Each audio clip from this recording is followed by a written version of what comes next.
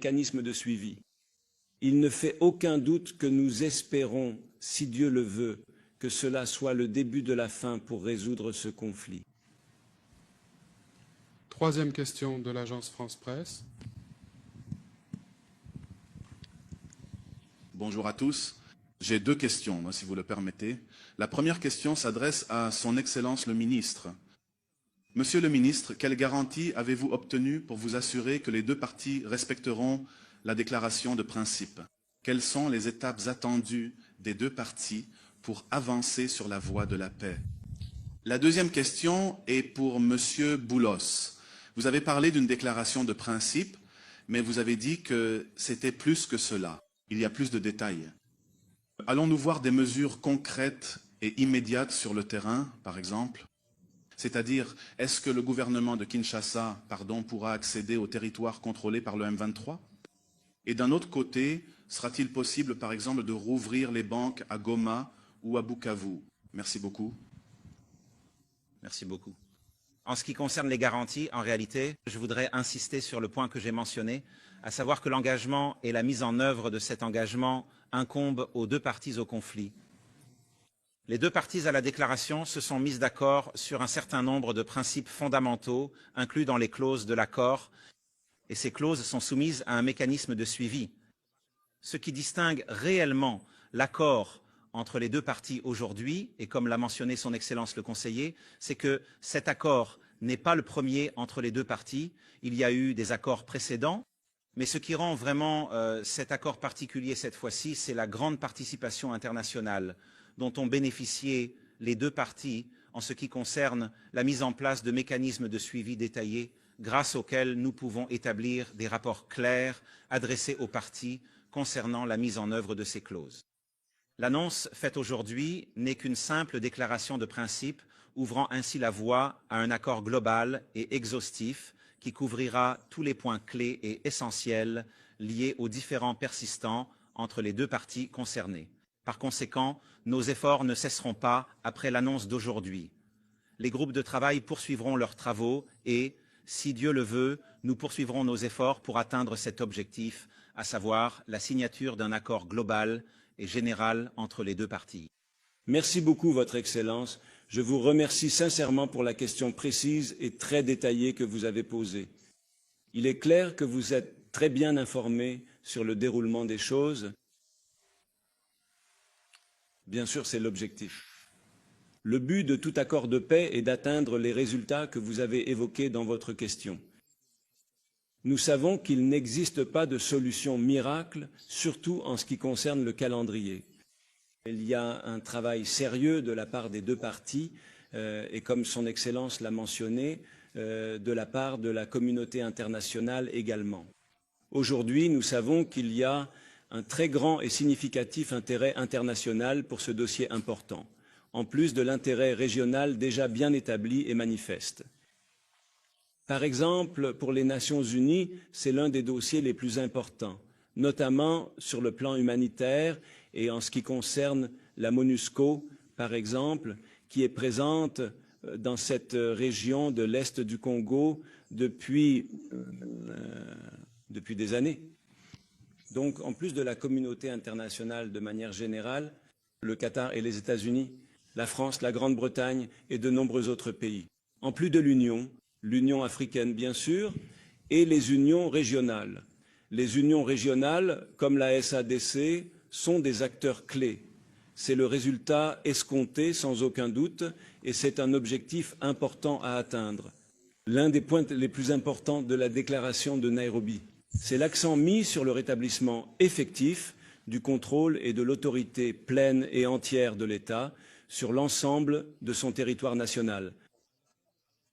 Et c'est tout à fait naturel pour n'importe quel pays, peu importe qui est le président, l'administration ou les responsables. C'est une question qui concerne tout pays, mais le contrôle de l'État sur l'ensemble de son territoire, mais nous connaissons ce conflit. Il y a un conflit en cours. Le sujet nécessite un dialogue et un suivi. Ce dialogue demande une persévérance considérable et d'aboutir à des accords véritablement détaillés, complets et globaux. Et ici, j'aimerais particulièrement souligner que c'est tout à fait vrai. Aujourd'hui, ces principes ont été annoncés, mais avec nos frères qataris, il y a eu un travail acharné sur les détails. Et si Dieu le veut, comme nous l'avons dit, bientôt ils pourront, avec la facilitation de nos frères qataris et avec tout notre soutien et encouragement, ainsi que celui de plusieurs partenaires. Nous espérons sincèrement que les deux parties concernées pourront parvenir à une solution complète, exhaustive et véritablement globale, qui prendra en considération attentivement tous ces détails importants et complexes. Il ne fait absolument aucun doute qu'il est tout à fait possible de prendre des mesures concrètes et efficaces pour y parvenir. Ces choses peuvent se faire progressivement, mais c'est l'objectif souhaité et nous espérons que le peuple congolais pourra l'atteindre le plus rapidement possible.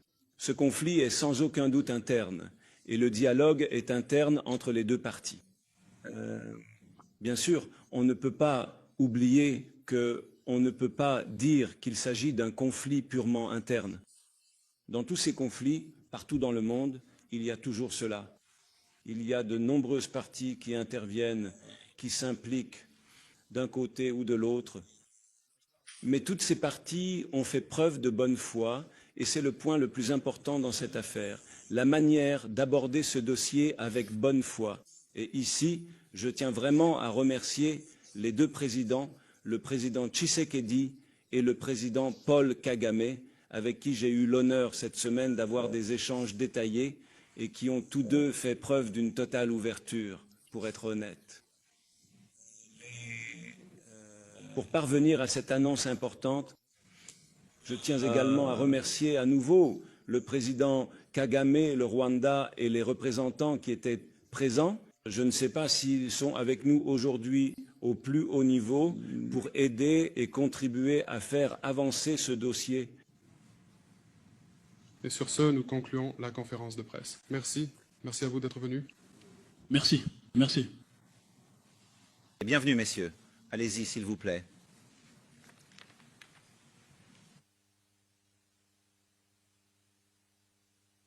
Piloté par les autorités américaines et qui a abouti à la signature de l'accord de Washington. Nous avons procédé, si vous voulez, avec des étapes préliminaires. Et dans le cas des pourparlers avec le M23, la signature aujourd'hui de la déclaration de principe est un signe important parce qu'il indique que nous sommes dans une perspective, nous sommes dans une logique d'une recherche d'une solution durable et définitive à la problématique qui persiste à l'est de la République démocratique du Congo. Nous sommes déterminés, l'État congolais, l'État légitime est déterminé de mettre fin à l'instabilité à l'est de la République démocratique du Congo et ce à travers un accord qui sera contraignant pour toutes les parties comme c'est le cas avec l'accord de Washington. Et donc pour nous c'est un pas important, c'est un pas avec des engagements clairs pour la République démocratique du Congo mais des engagements aussi très clairs pour le M23. Merci beaucoup. Avec des pantins. Les pantins ne vont jamais parler de leurs problèmes. Les pantins, quand ils sont en face de vous, ils vont répéter le message de leur maître. Alors tant qu'à faire, je préfère parler avec leur maître. Et quand vous avez vu, nous avons parlé avec leur maître. Nous sommes arrivés au 15 décembre. Qu'est-ce qui s'est passé? Il a fui. Dialogue, oui, je veux un dialogue, mais dialogue pour qu'on foute la paix définitivement à mon pays, qu'on nous laisse évoluer tranquillement vers notre développement. Je ne veux pas de dialogue pour qu'on se retrouve encore avec des brassages et des mixages qui dans quelques années vont donner encore lieu à des guerres.